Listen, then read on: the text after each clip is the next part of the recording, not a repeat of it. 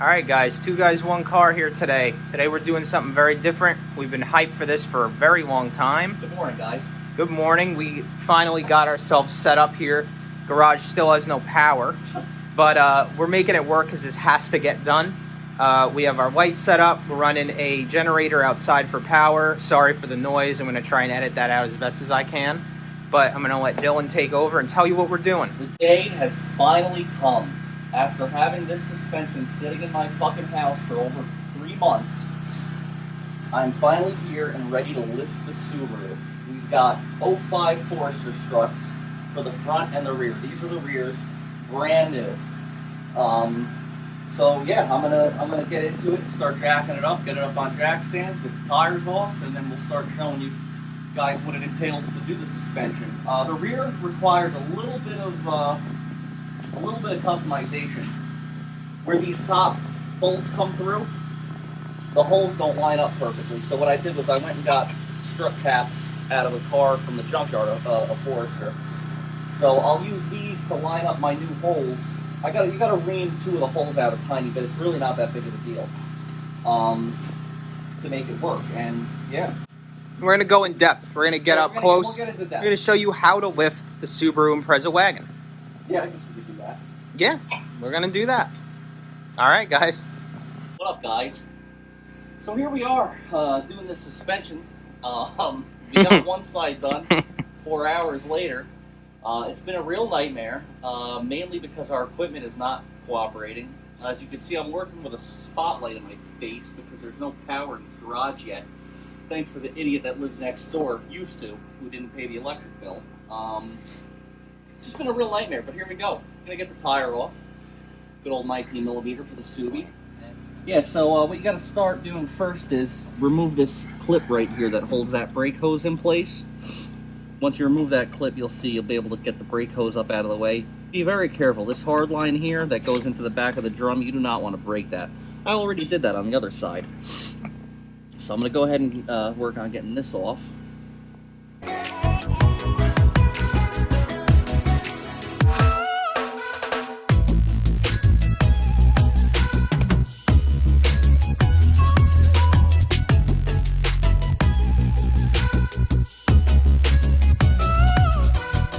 Alright, so now that we got that little hose out of the way, again, like I said, definitely be careful of this hard line.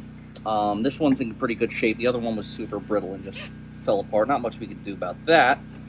You're going to need a 19 on both sides. If you don't have an air gun like me, you can use a breaker bar.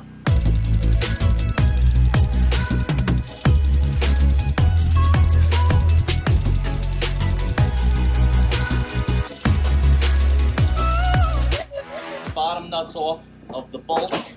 Leave the bolts in place, and you're going to want to come up here and go ahead and get access to this strut cap. Yeah, because that flashlight's not dying again. Yeah. Yeah, it's just a little cap up here. Pop that off. You've got some deep 12s in there.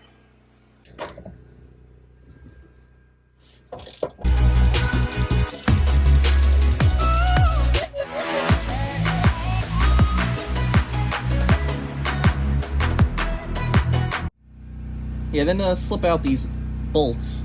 You're going to want to, use a little punch or something, tap it out. You got to be careful. You don't want to ruin these bolts because you're going to be reusing them.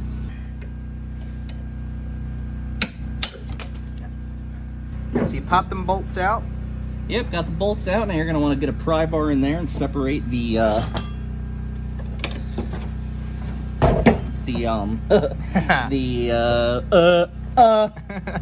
It's been a long day. The strut and the knuckle right there. There you go. Now you can see I definitely needed some struts. The fucking bushing's gone, completely gone. Yeah, just a bit, you know. Completely. That's the bushing. That's the remnants of the bushing. There's supposed to be a huge rubber grommet in here, if you weren't aware. Well, I mean, it's kind of still there. Yeah, totally. Totally still there. Now the fun part. Now the fun part. Yeah. Yeah, let's get to that. What do we need for that, Nick? I don't know. It should be all on this side. This is why we decided to do one side without videoing in one No, side video. The thing's in there. No, so alright, so, back on track. The new rear strut, make sure you got the right side. Right rear. Hey! So now what you gotta do is, you know that this is the front, out, right? So I like to mark this part of the cap, out, out. I have beautiful handwriting. Yeah, you're just gonna wanna mark that up. All right, so you got out. It's gonna go like that. So yeah, you gotta get these holes, you know, lined up as evenly as possible. A lot of filing's got to get done in here. So you want to try and even it up so that you're filing pretty much the same on each side. The reason for that's pretty obvious as to why that has to be done. And use your Sharpie, mark your new area.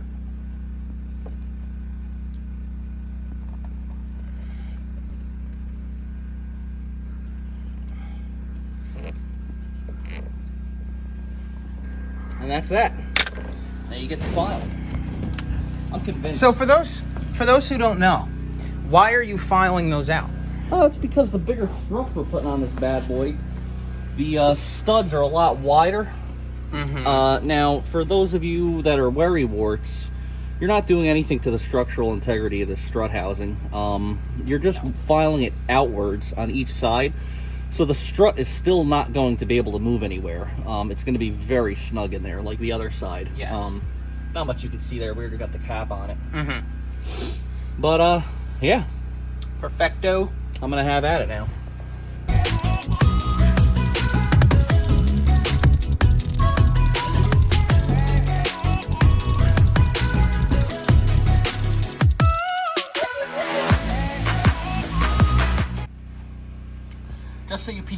Just so you people know, this is not easy.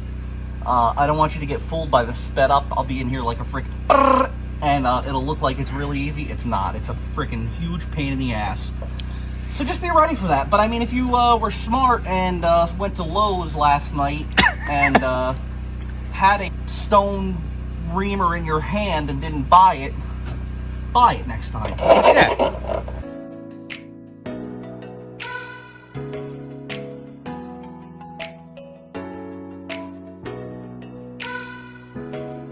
Yeah, so I'm just fixing this because I fucking bent it in. Doing that, getting those bolts off. Dylan's got his headlamp on now, so I don't need to hold a light and record. Yeah, buddy. So it'll be easier.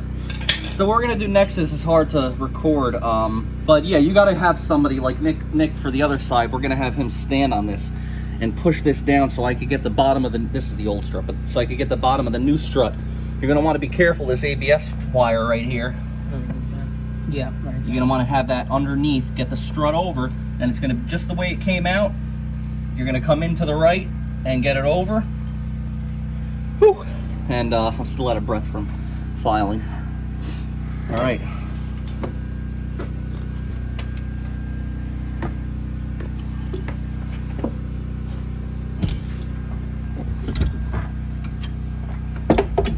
So guys, because we filed things properly this time compared to the other side, the top bolts came right through. The other time we had to really jam it up in there. So you know what you want to do before you worry about getting the bottom lined up, get these 3 studs through, and then do exactly what we did. I had to have Nick do it while I was holding the strut up. Hand tighten. Throw the cap on, just hand tighten them so you can let go of it and it won't fall back out. And go ahead and tighten them up. You just want to get them nice and snug. You don't have to go crazy yet. We're gonna do a final tightening once the car is back on its wheels and the suspension is all compressed.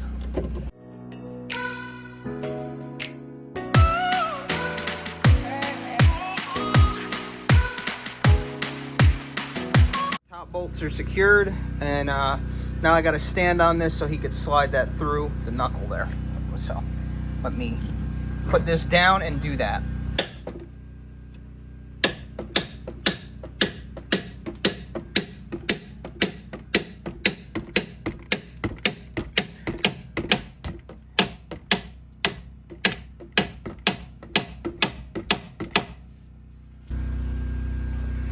yeah, so got her all together. Now, usually I would be a professional and use some anti-seize, and you know, this shit ain't coming apart ever again. Okay, this is factory brand new 05 Forester struts that I'm using, not junkyard specials like I see a lot of people use with this lift. Well, I'll talk about that later on when it's all done. But I just don't care. I wanted to get this together. It's been a real shit day. My air compressor that I bought brand new is not working. It's been a horrible day. But that's what I get for going to Harbor Freight. So anyways, the back is all done. You know, these got to be really tight. And like I said, when you guys are driving these in, you know, definitely helps to have something like this, some sort of an alignment tool, preferably something shorter. And this is old and bent, but just something to drive in there. You can see I was getting it right up to here to line these holes up really well. And when you're tapping the bolts through, you know, don't go too crazy, because if you're hitting that freaking hard, you're gonna destroy the threads on this side, and then you'll be having a lot of fun when you can't get your suspension together because the nut's not going over the bolt because it's all peened over, mushroomed out. But yeah, so that's it. I'm gonna get the tire back on. You're gonna want to secure this with some zip ties or something, but this is a hard line. This ain't gonna really move anywhere. And see, this is the problem I ran into on the other side. I do not want to manipulate this anymore, because if I bend this any more than that, I'm gonna chance breaking it in here, and that's a nightmare. But I'll secure that a little bit better with some zip ties or something. But yeah, that's about it. Get the tire on and be working on the front. Whenever you're ready. What's up, guys? Here we are finishing off the suspension video for the Subaru. We did not get a chance to videotape the front like we had wanted. There were some complications, but also doing the front suspension is pretty, you know, basic. It's the same as changing the front struts. You know, you're just putting bigger struts on. There's really not much extra to that. So, yeah, what I've learned doing this, and it's something that wasn't pointed out on the videos that I have watched of other people doing the lift on this car, is taking the axle nut off. When you go to, if you guys, you know, go back, watch where we were doing the rear, I would highly suggest taking the axle nut off and loosening the axle from the hub, so that when you're wrenching and pulling down the knuckle to get fit the new suspension in, you don't chance damaging your axle like I did. Because right after the tires got put on, my axle blew apart. But it's all good. It's all back together now. You know, we kind of wanted to talk about what I didn't see other people do is use brand new suspension like me. Other people use junkyard suspension. Not a horrible idea, because it did get pretty pricey. I spent a little bit more than I wanted to. I also did put brand new tires on it. The car did need new suspension anyways. But the alignment was a mess. You know, it cost a pretty penny to get it aligned, because it took them like all day to on the alignment rack to get this thing straightened out. But they did a phenomenal job. And I don't care, because I wanted to be able to drive the car every day without ruining my tires. I drive a lot on pavement. It's not really just a weekend off-road rig. And you know what? So far, I've been driving it for over a week now. And you know, we got another video that'll be coming up next weekend or the weekend after that'll go a little more in depth to the driving. We're going to take it off-road. But I'm loving it. I love the way the car rides. The only negative I could say about it is it's a little bit more bouncy because of how much stiffer it is with the Forester struts. But that I don't even care. I really don't, because it handles better. Yeah, it's just it was definitely a learning experience, though. You know, I wouldn't tackle this job unless you've done strut work before, first of all. Because although it is just replacing struts, when you're going with a bigger suspension like this, it definitely takes some muscle to get those stiff, brand new springs in there. Yeah, I mean, like I said, this was a little more pricey than I wanted it to be, but you can go cheaper. You know what I mean? You can go used. You can get junkyard parts. You can get used off-road tires to throw on your rims. I just didn't do that. I needed tires. I needed suspension, so I went brand new with everything and paid for it. But it's worth it. The car's got low mileage. yeah, so I mean, that's really it. Like I said, we're gonna make another video. We're gonna take it off road and do a little on road, off road review. And yeah, that's about it. Tune in for that.